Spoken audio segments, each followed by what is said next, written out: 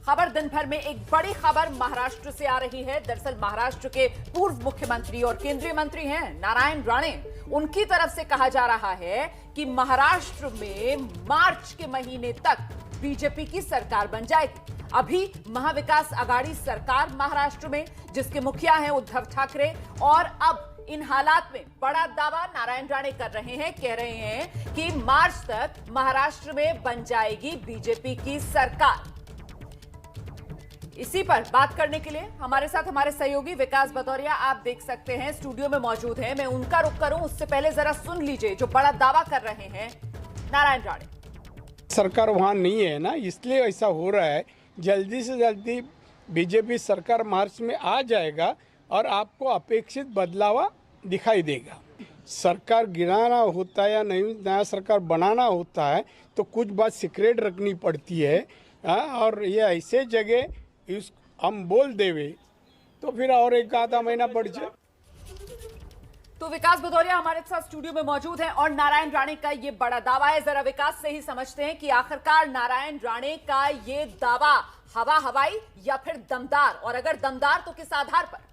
ये देखिए, मुझे लगता है कि नारायण राणे जो दावा कर रहे हैं वो बीजेपी की दिल की जो इच्छा है उसको सामने रख रहे हैं। लगातार बीजेपी की कोशिश है। महाराष्ट्र बीजेपी की आंख में किरकिरी की तरह है, क्योंकि वहाँ बीजेपी सबसे बड़ी पार्टी होने के बावजूद अपनी सरकार नहीं बना पा रही है। बीजेपी चाहती वहाँ पर किसी भी तरह 3 दलों की जो महाआघाड़ी विकास आघाड़ी सरकार है उसमें टूटन हो और वो अपनी सरकार बना ले। मार्च तक का लंबा समय, राजनीति में इतना लंबा प्रेडिक्ट करना ठीक नहीं होता, लेकिन उसके बावजूद नारायण राणे जो कह रहे हैं वो दिल की दबी इच्छा है और बीजेपी इसके लिए लगातार कोशिश कर रही है। लगातार बीजेपी जुटी हुई है कि इन तीनों के बीच कोई खटास और कड़वाहट हो और उसका फायदा वो उठाएं, और इसलिए शायद वो मार्च तक सरकार बनाने की बात कर रहे हैं। बिल्कुल ठीक है। और महाराष्ट्र की राजनीति में हलचल है, विकास भदौरिया बता ही रहे हैं। नारायण राणे का बयान भी हमने आपको सुना दिया। उधर शरद पवार अपने सारे कार्यक्रम रद्द कर दिल्ली के लिए रवाना हो लिए हैं। जितेंद्र दीक्षित हमारे साथ जुड़े हुए हैं। जितेंद्र दीक्षित, नारायण राणे के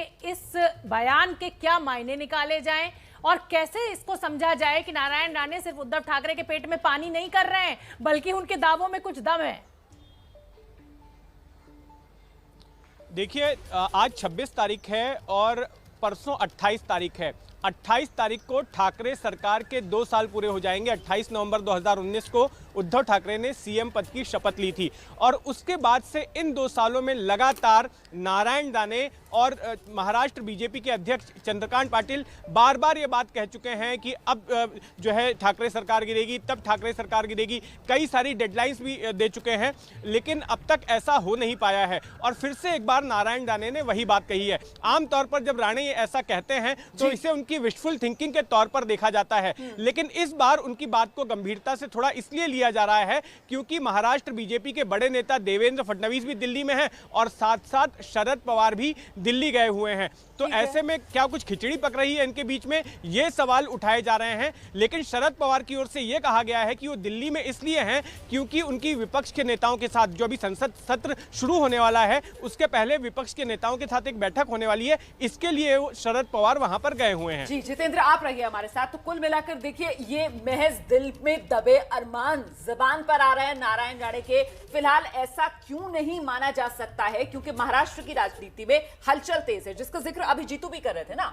एनसीपी प्रमुख है शरद पवार। शरद पवार जो हैं वो अपने सभी कार्यक्रम रद्द करके आज दोपहर दिल्ली में शरद पवार प्रफुल्ल पटेल के साथ दिल्ली के लिए मुंबई से रवाना हो गए हैं। फडणवीस भी आज सुबह दिल्ली पहुंचे हैं। तो कुल मिलाकर ये महाराष्ट्र के कद्दावर मंत्री, बड़े नेता माफ कीजिएगा, जिनका जमावड़ा अब दिल्ली में लग रहा है। तो ऐसे में विकास भदौरिया, जिस तरीके से शरद पवार, प्रफुल्ल पटेल और फडणवीस दिल्ली में, ये मामला तो एनसीपी और बीजेपी के बीच खिचड़ी पकने का ज्यादा नजर आता है। बिल्कुल, देखिए, अगर सिरों को जोड़ा जाए तो कुछ तो पक रहा है, इस बात का एहसास होता है।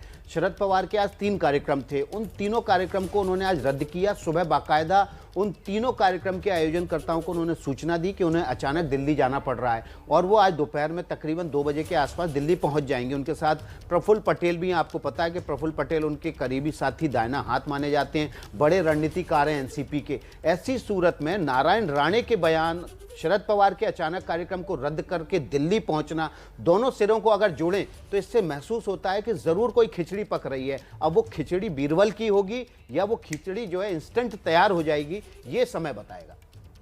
बिल्कुल ठीक है विकास भदौरिया, आप बने रहिए। जितेंद्र दीक्षित भी हमारे साथ लगातार बने हुए हैं और एक और बड़ी खबर महाराष्ट्र से आ रही है, वो आपको बता दें। महाराष्ट्र बीजेपी के कई नेता दिल्ली में डटे हुए हैं। कल महाराष्ट्र बीजेपी के अध्यक्ष चंद्रकांत पाटिल ने गृह मंत्री अमित शाह के साथ मुलाकात की है। देवेंद्र फडणवीस को भी इस बैठक में होना था, लेकिन वो मुंबई से देर से पहुंचे और इसीलिए बैठक में शामिल नहीं हो पाए।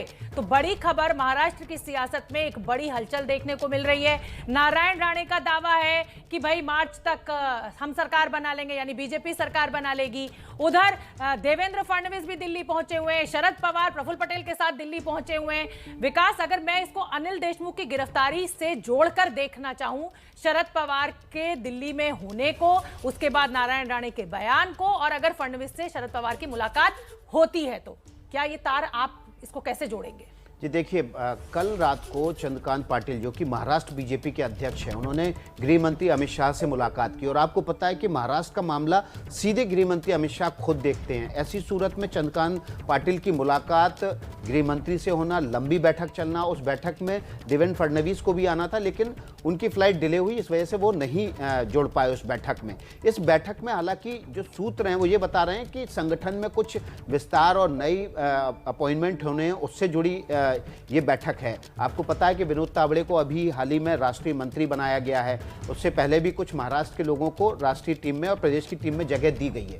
तो ये बता रहे हैं कि संगठन में कुछ जिम्मेदारियां नए लोगों को दी जानी, उससे जुड़ी बैठकें हैं। लेकिन महाराष्ट्र में जो कुछ घट रहा है पर्दे के पीछे, उसको अगर देखें और जोड़ें इस बैठक को तो ये बेहद महत्वपूर्ण हो जाती है। और अब से कुछ देर पहले ही देवेंद्र फडणवीस, चंद्रकांत पाटिल, ये बीएल संतोष जो कि बीजेपी के संगठन महामंत्री हैं, उनसे मुलाकात करने पहुंचे हैं। ये बैठक अभी चल रही है।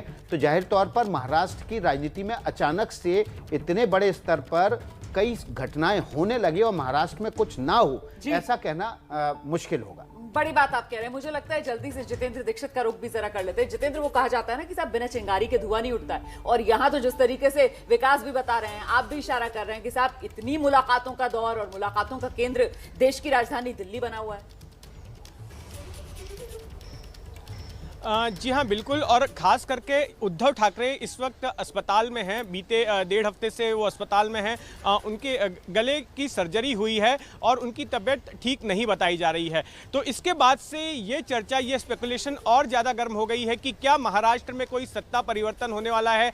क्या उद्धव ठाकरे अपने पद से इस्तीफा देंगे और उनकी जगह पर कोई और आएगा? क्या वो शिवसेना से कोई और हो सकता है, या एनसीपी कहेगी कि अब हमको मौका दीजिए, हमारा कोई आदमी जो है मुख्यमंत्री की कुर्सी पर बैठने दीजिए? तो जब से उद्धव ठाकरे अस्पताल में भर्ती हुए हैं तब से ये काफ़ी स्ट्रॉन्ग स्पेकुलेशन महाराष्ट्र में हम सुन रहे हैं। और उसके बाद जिस तरह से अब बैठकों का दौर दिल्ली में शुरू हो रहा है, महाराष्ट्र के आला नेता दिल्ली पहुंच गए हैं, उसके बाद में इस चर्चा को और ज़्यादा बल मिल रहा है। ये चर्चा और ज़्यादा तेज हो गई है। रोमाना, बहुत बहुत धन्यवाद। जितेंद्र दीक्षित, आपका भी, विकास भदौरिया आपका भी। तो महाराष्ट्र की सियासत में इस समय बड़ी गहमा गहमी है, हमारी नजर बनी हुई है, तमाम हमारे रिपोर्टर्स नजर बनाए हुए हैं। जैसे ही कोई बड़ी खबर आएगी हम आप तक पहुंचाएंगे।